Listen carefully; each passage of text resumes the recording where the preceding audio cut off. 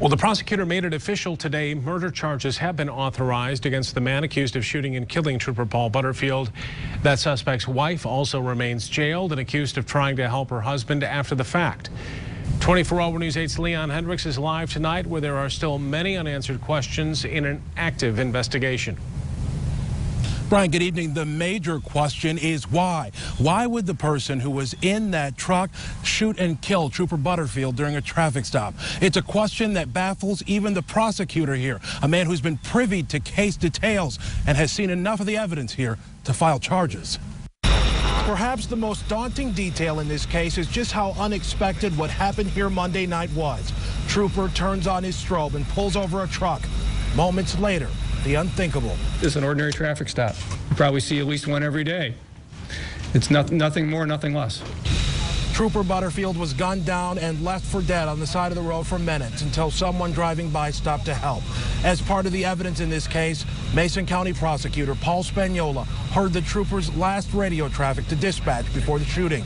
Butterfield was simply letting them know that he was making a regular stop. Now a voice recording, so much more difficult to hear. It was tough.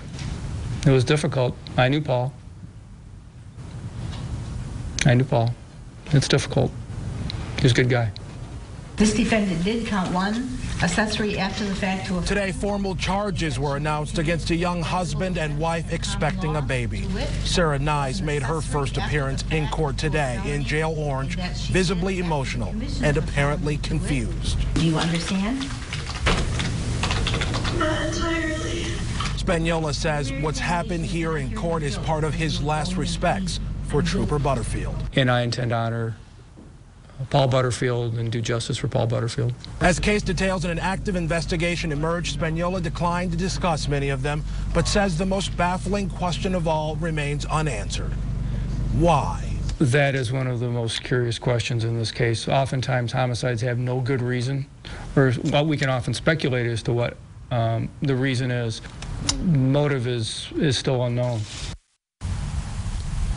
Now, one of the other issues that came up today, really a sidebar to all this, is what about all of those cases that Trooper Butterfield was actively working? Well, the prosecutor says they've got to go through the process now of looking at those cases and trying to see if they can still prosecute them without Trooper Butterfield.